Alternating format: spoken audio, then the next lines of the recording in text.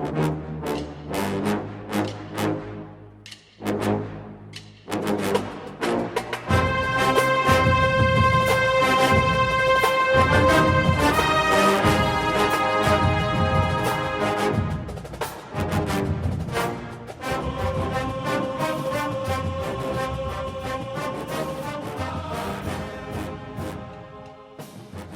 morning, Bucknutters. Welcome to the Bucknuts Morning Five here on Wednesday, April 10th, 2019. I am Dave Biddle, very happy to be joined by Patrick Murphy. Patrick, let's get right into it. The spring game, just 3 days away. We're going to meet with Ryan Day after Ohio State's practice this morning. We'll meet with Coach Day about 10:30 a.m. Buckeyes are currently in their 13th practice of spring. We'll have one more real practice than the spring game. So let's get into it. What do you think Coach Day is going to say about the quarterbacks? He's obviously going to be asked about it today. You think he's finally going to name a leader? I'm guessing I know your answer. Just what do you think he's going to say about the quarterbacks? More of what he said all spring, which is more or less not nothing. That's not the right way to put it. He has updated us on his thoughts and how they've practiced and whatnot. But in terms of the answers fans would like to get, if there's truly a leader, when he plans on naming a starter, things like that. I don't foresee him coming out and saying anything of that sort until at least after the spring game.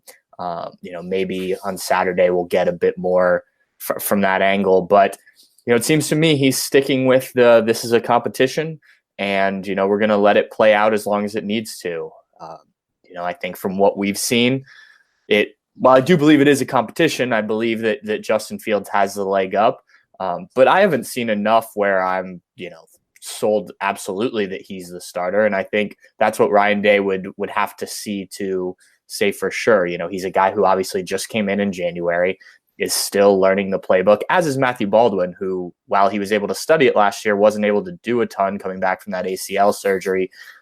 So both players are still young, still learning, relatively new to the program. So I think it makes sense that there hasn't been one guy that's really stepped up and taken, the bull by the horns. I do think if you got Ryan Day in his most honest moment, he would tell you Justin Fields is ahead, both because of what he can do physically as a thrower and a runner and how quickly he's picked things up. Ryan Day has been pretty candid about that. So I think that's kind of where it stands, but I think they're going to go into the offseason without a starter named. Maybe we get a leader named after the spring game and then, kind of continue that evaluation from there. Not indifferent to other quarterback competitions we've seen in the past. So, I think it'll give the guys an opportunity to step up as leaders leading the offseason program and see how that goes. And then going to fall camp, both players should be pretty fired up if they know that they both have a chance to win the job. Yeah, that's very well said. I think Justin Fields was never promised he'd be the starter no matter what. But I think he was told, listen, if you come here, you're going to get the first team reps. It's going to be your job to lose. We're going to give you every opportunity to win the job. And I think he's done that this spring from everything we've seen, everything we've been told. Just talking to people that are around the program. Joshua Perry on his podcast yesterday on Bucknuts, same deal. He's convinced that it's going to be Justin Fields. But I also believe that the coaches really like Matthew Baldwin. So sure. Both things are true. But I will be shocked if, barring injury, if Justin Fields is not the starting quarterback. Are you there? Will you be maybe less surprised than I'll be? I'll be shocked if Justin Fields is not the starting quarterback this fall. No, I'm right there with you. I think there's a reason they brought this kid in. They had Tate Martell and Matthew Baldwin, and Tate Martell was not a guy that Ryan Day recruited, but we've seen him run an offense that is more quarterback run heavy with JT Barrett and JT's final year. So it's not like Ryan Day couldn't run an offense with Tate Martell. They saw an opportunity to go get a former 5-star kid and the number 2 overall prospect in the country. And when that opportunity happens, I think you do your evaluations and make sure that you agree with those. But Justin Fields was rated that way for a reason, and I think they saw that. That doesn't mean that Matthew Baldwin isn't a good player and won't be a very good starting quarterback for the Buckeyes or at some point in his career. But I think that Justin Fields, was brought in for a reason. He obviously has to prove that he lives up to, both that 5-star ranking and what Ohio State saw when they evaluated him. But I believe he will, and I believe he'll be the starter in the fall. And there will be a spring game this Saturday, which is good. Unlike Michigan, Michigan is not having a spring game. They're just having a practice, and it's open to the public, and it's going to be broadcast on radio, but not broadcast on Big Ten Network. So no TV for you. Yeah, and most Michigan fans are not very happy about that. So it got me thinking. I didn't have to think too long about it. When was the last time Ohio State canceled their spring game? And I'm gonna put you on the spot, my friend. Do you remember the last time Ohio State canceled their spring game? No, I don't think so. We're hitting the 20-year anniversary. It was 1999. Oh, wow. Buckeyes went off a really good 1998 season, but they lost a ton of guys off that team. And as I said on the message board this morning, John Cooper, I'll never, my thought at the time was, oh gosh, he's trying to hide something from the fans. What they did in 1999, they had a spring game. I use air quotes. People can't see me, but I'm using air quotes. It was inside at the WAC, had nothing to do with weather. They just had a private one. It was closed to the media. Maybe a very few select media were there. I was not on the beat in 1999. It was my final year of college. But I will never forget them. It was just so shocking that Ohio State was not having a spring game. And I was thinking, man, are they trying to hide something here? Yeah, they were. They were basically a shit show in 1999. They were 6-6. So I wonder about Michigan, what they're doing up there. If they think, I don't think that they're doing it to get a competitive advantage. I think Harbaugh's trying to hide some things. But I want to get into Ohio State spring game.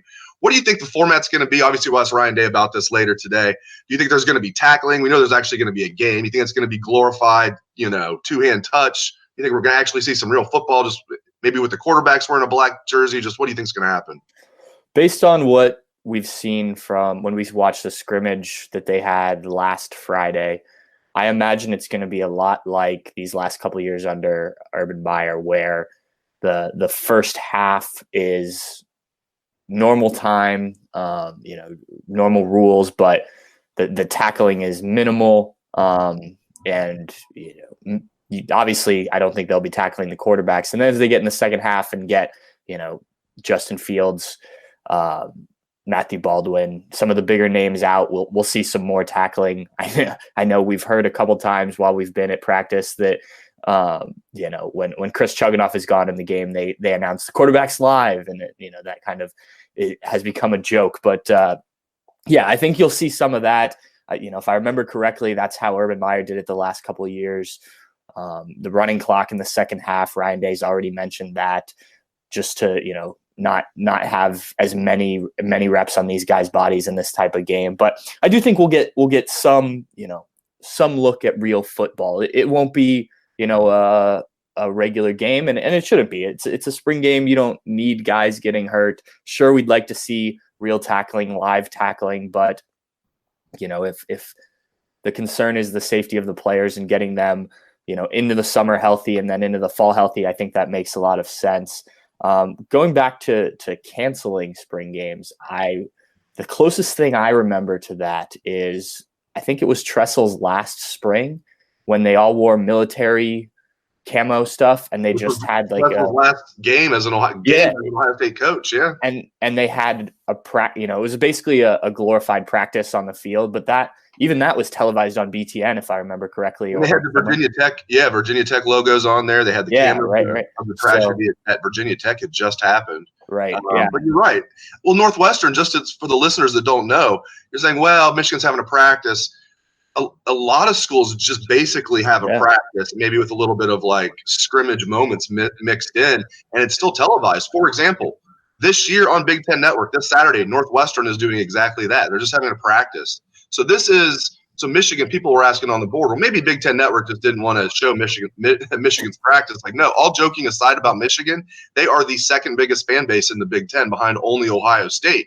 Right. And that means good ratings. So that's Harbaugh telling Big Ten Network, no, we don't want television coverage of it, which I find very interesting. But I do want to finish talking about the defense, the revamped defense. Obviously, 4 of the 5 coaches on the defensive side of the ball are new.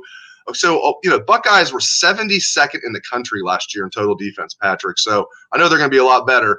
I think they could be significantly better. I like what I'm hearing about. They're not just going to be in man press all the time. They'll probably actually be in zone more than they're in man press. But the biggest thing I like is they're going to be mixing things up. They're going to show they're in man press, and they're going to back off when the ball's snapped. So the quarterback does not know pre-snap what's going on. I love this defensive line. We've seen so many deep, talented defensive lines around here. This one is going to be right up there with the best. They're going to go – their third-team defensive line is stacked. The third team is, let alone first and second team. Just when you look at this defense, what are your expectations? To be better, I think. That's, how much? You need to be at least noticeably better. Both from the eyeball test and the statistics, and that's the minimum expectation. Ohio State's defense was just not good enough last year. And really, the last 2 years, it hasn't lived up to the standard. That's obvious that it's obvious that was obvious to Ryan Day as he went out, as you mentioned, and made 4 staff changes. The secondary has got to be better. The big plays have got to come way down. Last year was record-setting in how bad it was in terms of allowing those big plays. The Maryland game stands out, but obviously they were giving up big plays all season. So the changes are going to be interesting because all we've heard since, Chris Ash came in 2014, I believe it was, this man press, we're going to do the same thing and other teams are going to have to find ways to beat us. And now it's kind of the opposite. Hey, we're going to do some different things. We're going to try and confuse offenses with the variances and what we do, playing zone sometimes, playing man sometimes, going up to the line and pressing and then backing out of it. Whatever it may be, it's going to be a much more diverse defense, but the whole plan is to make things simpler. They want these guys reading things and reacting, playing fast, as opposed to really thinking through things, which is, I think, what happened these last couple of years, especially at certain positions. And I think linebacker was the number one of those. And I think that, I don't want to say that anything that Ohio State's done the last couple of years is wrong. That style obviously worked when they had the right personnel and the right guys in there. You look at the success the defense had, especially the secondary with the number of guys they've produced, linebackers they've produced, defensive linemen, so you go across the board and it's been successful, but it was time for a change. They'd run it for so long. Teams knew what they were going to do. You bring in a guy like Jeff Hafley, who everyone I've talked to, I'm sure everyone you've talked to about him, seems to think he's the next great, defensive secondary mind. So I think it's going to be very interesting to see, what changes there are. The bullet position obviously is something that's come up a lot this offseason.